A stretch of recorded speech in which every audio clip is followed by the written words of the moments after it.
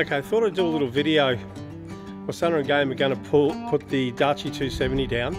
So the first thing they do is they pull the poles up. Now we only use the rear Velcro because there's no need to do it all up. So rear Velcro, and the pole comes back, it's on a pivot. So it's really nice and easy.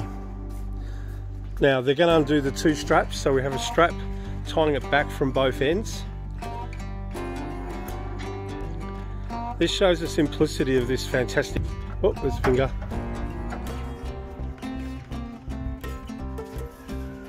So they bring it around.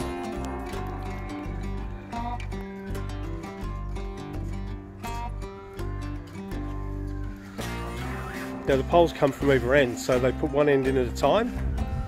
They've got to make sure the top straps are pulled out because they're hard to bring in afterwards.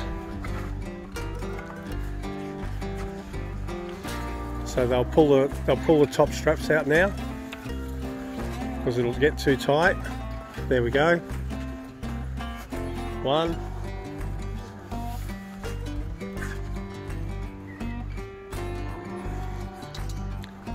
It's actually important you do pull those tie downs out in the early stages because it's really hard to pull them out once it's tight and in.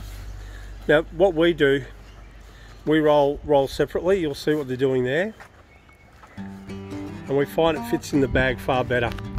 We just did this one here a couple of minutes ago, no hassle.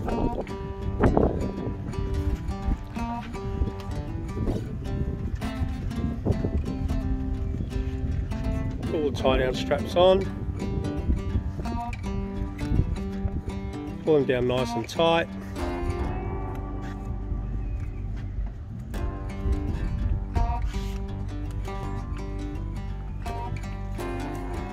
So the beauty of this is anyone can actually do it. So that's the important thing.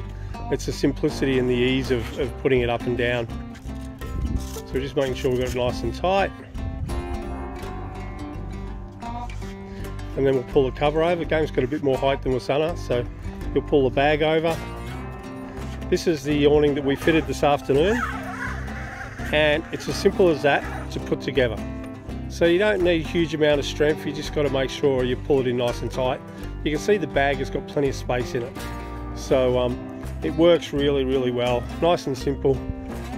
We installed this afternoon. We used the Darche brackets on the wedge tail and come out a treat.